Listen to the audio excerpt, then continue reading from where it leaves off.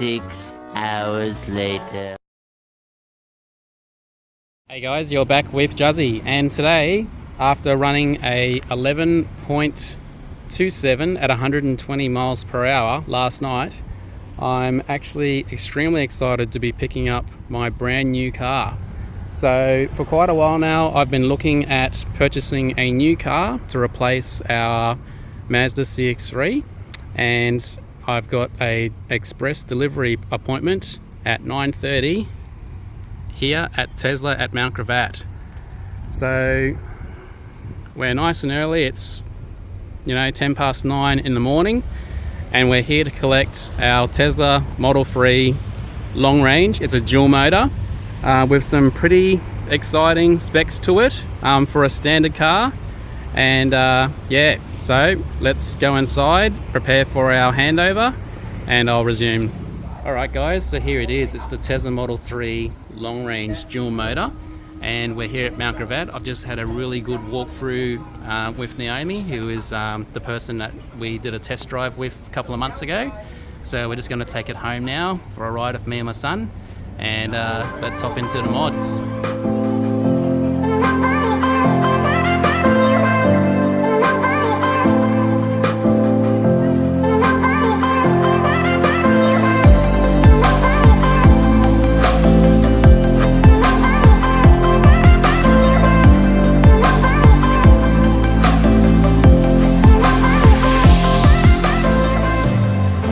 So here we are. I've got the brand new Tesla Model 3 long range. It's a dual motor. It is the medium range version in the Model 3 lineup, and it is the very last boat that had the original Model 3 style arrived to Brisbane. About a month ago, Tesla announced a facelifted version of this car. It actually has less speed, but has a few different features, but I didn't feel that that was actually worthwhile to upgrade to for an extra about $5,000. And so yeah, I'm really excited to have some content coming for this car. Just some stats on this car. So this is not the rear wheel drive single motor version, so this is the dual motor, and from the outside they actually look almost identical, apart from a badge at the rear that says dual motor. There is a performance version of this vehicle which simply comes with a red underline underneath the dual motor, which is even quicker than this one.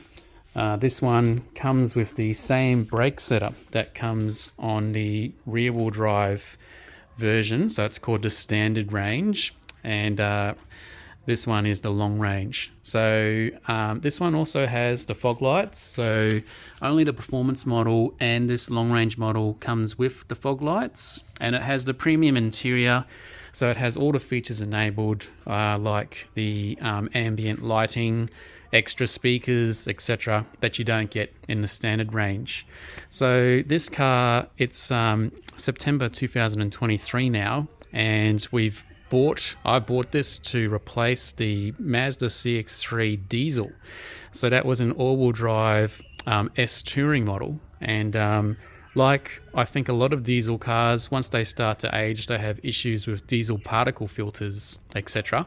And so we had an issue with it, and I thought, right, I'm just going to look at upgrading.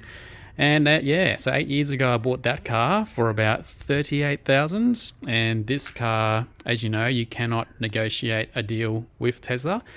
This one was about $76,000. So basically, when you purchase a Tesla, the only sort of discount you can get is a referral bonus. So if one of your friends refers you, you can get $750 off. I originally did intend to purchase this red as a rear-wheel drive model to replace this car that my wife could drive to work. But when the Highlander was announced and I knew that the price was going to be higher, I decided to look at actually upgrading this to the long-range model. So I think the standard range is about 57,000 and this one's about 76, and then the performance is probably, I think it's another 10 plus, 15,000 plus on top. So I didn't need to have the performance model because I've got the Evo. And yeah, so last night in the Evo, pretty much stripped out interior, as you guys all know if you have been following my channel. Ran 11.27 at 120 miles per hour. So that is of course with launch control, and the trick to getting these cars to go quick on the quarter is to like carefully navigate how you get your launch control set up, and if you don't get the launch right, the whole thing is just a throwaway. Whereas on this car does not come with launch control. So basically you of course have to stomp on the accelerator right from a dead stop to time it. And so considering that is the case, when you look at the performance specs for this vehicle, it does 4.4 seconds 0 to 100, and it runs the quarter on 12.2 seconds, which is, you know, it's no thing to sniff at. You can buy an optional acceleration boost upgrade for the car, which I think is around 2,000 to 3,000, and it is actually just a software update, and that gives you a closer gap to the Model 3 performance, so it lessens the gap, and that brings the 0 to 100 time down from 4.4 seconds to approximately 3.7 or 3.8 seconds, depending on some of the video footage that you'll see all over YouTube. So I don't need to go and do sorts of runs at the track and whatnot, because the Tesla is exactly the same all across the world.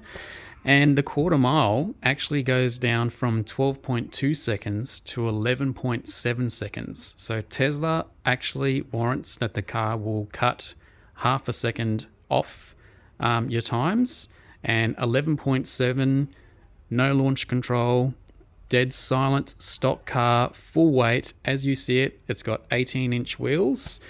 Yeah, nothing removed out of it.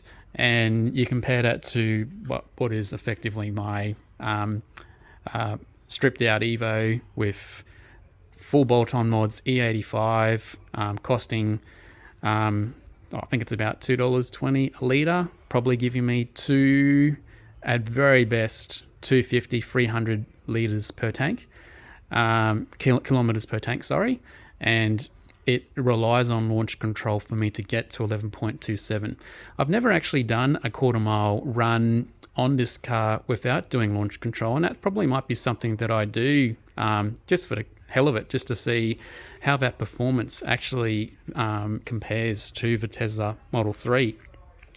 So as you would expect, in preparation for delivery of this car, I ordered this car somewhere around the 1st of July, and that was the rear-wheel drive version. And then somewhere around the end of that month, just before they announced the Highlander model, I decided to upgrade it to the long-range all-wheel drive dual-motor version. And as I was waiting for that, I got a whole bunch of parts. So I've got a whole bunch of parts there in the background on the shelf to install. The paint quality is really good. The fit and of all the panels was really quite good. And I know I don't have a light on here, but I was actually quite impressed. I was actually expecting that I would ask the dealership not to have one of their guys, you know, quickly wash it over and potentially put lots of swirl marks over it. But it's a brand new car. But nonetheless, I will be using the buffer machine this afternoon, and just basically prepping the car ready for ceramic coating. Be sending the car in soon to get some tinted windows, and I'm looking to actually replace the wheels, maybe actually changing the wheels and tires as well. So yeah, this car comes with Michelin, what are they? I think that they are, 235 45 18s. So that's upside down. Comes with these aero wheel covers that you can remove, and then it's got some really nice looking, I think it's 5 spokes underneath. So yeah, they don't have massive brakes, but obviously the car, well, I can tell you from my experience driving home, the car's brakes are more than sufficient. Yeah, so I've already spoken to Alan at AK. racing about what sort of things people have brought these cars into him for, and they've already done coilovers, wheel swaps, etc. Obviously, there's well, I shouldn't say obviously, because you can actually do performance mods to this car. There are people out there that have been able to unlock the software and give you more performance than the Model 3 performance. And yeah, so that's looking quite promising. But, you know, it's a brand new car. I intend to keep this car probably for 5 years. And then I'll be upgrading to whatever EV comes out at that time that sort of interests or takes my interest at that time. So yeah, I've got a bit to do this weekend. I'll have to put the interior back into my Evo, and as well as install all these little parts for the Tesla. But looking forward to sharing some content with you guys, and yeah, just take you along on this journey. So yeah, now I've got to look at selling our Mazda and still driving the Evo when it rains. Still got the Honda Rebel for when I am going about commuting to work. But yeah, super nice. My wife actually liked the red color most, and in Australia, when you buy this car, the default color is white.